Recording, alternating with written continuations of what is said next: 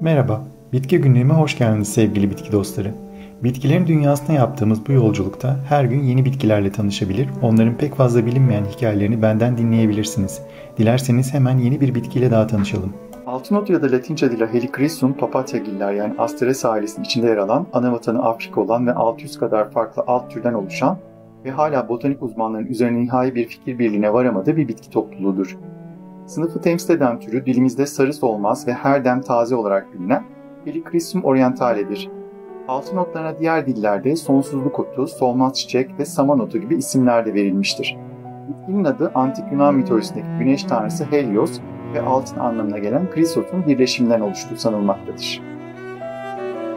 Fakat antik Yunan döneminde yaşamış tarihçi ve coğrafyacı olan Efesli Temistagoras'a göre ise orman perisi Elikrysa hizmet ettiği ay ve ormanların tanrıçası Diana'yı bu çiçeklerle süslediğinden bitkiye bu peri kızının adı verilmiştir. İlk doğa ansiklopedisi olan Historia Naturalis'in yazarı olan Plinius, altın otu için kitabında güneşin altın ışınları gibi parıldar ve hiç solmaz. Mısır firavunları bu çiçeklerden yapılmış çelenkleri tanrılarına sun olarak adarlar diye yazmıştır. Bitki antik dönemde tanrı heykellerini süslemek için de kullanılmıştır. Bu sebeple ona tanrıların çiçeği ya da ölümsüzlerin çiçeği de denmiştir. Altın otları türüne göre tek ya da çok yıllık olabilir. Uzun ve mızrak biçimli grimsi yeşil yapraklarının her iki yüzü de tüylü, dikenli ya da yünlüdür. Çalı formundaki altın otlarının çiçekleri ise papatyayı andırır ve mavi dışında neredeyse her renkte görülebilir. Bitki aynı birey üzerinde bol miktarda çiçek oluşturur. Çeşitli kelebek türlerinin yapraklarıyla beslendiği ve yumurtalarını bıraktığı altın otları bazı kelebek türlerinin yegane besin kaynağını oluşturur. Keskin kokusu nedeniyle otçul hayvanların yemediği, oysa zehirli de olmayan bir bitki türüdür. Altın otundan distilasyon yöntemiyle elde edilen sarımsı kızıl esansiyel yağ ise parfümeri ve kozmetikte kullanılır. Otsu, tatlı ve bal kokulu bu yağ altın otunun Helichrysum italicum türünden elde edilir ve cildi yaşlanmaya karşı koruyan bir etkisi olduğu iddiası vardır. Geleneksel tıpta idrar söktürücü ve böbrek taşı düşürücü olarak kullanıldığı bilinmektedir. Altın otu özenli bir bakım gerektirmeyen, direnci iyi olan topraklarda yetişmeyi güneş konumları seven, saksıda da yetişilebilecek bir bitki türüdür.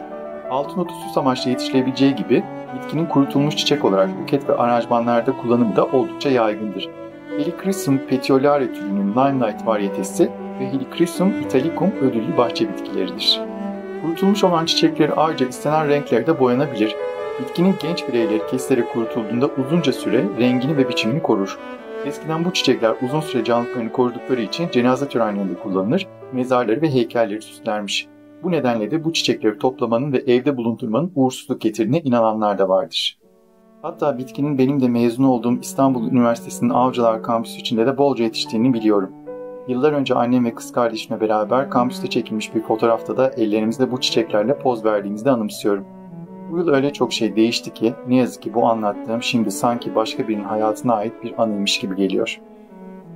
Çiçeklerin dilinde altın otu sonsuz bir yaşamı, unutulmamayı ve değişmeden kalmayı sembolize eder.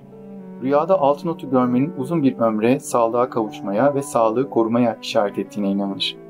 Bu aynı zamanda uzun süreli bir barış döneminin hüküm süreceği ve kişisel meselelerin nihayet çözüm bulacağı şeklinde yorumlanılmış. İzlediğiniz için teşekkürler. Bitki Günlüğümün daha fazla bitki severe ulaşabilmesi için abone olmayı ve beğendiğiniz videoları sevdiklerinizle paylaşmayı lütfen unutmayın. Bol çiçekli günler dilerim.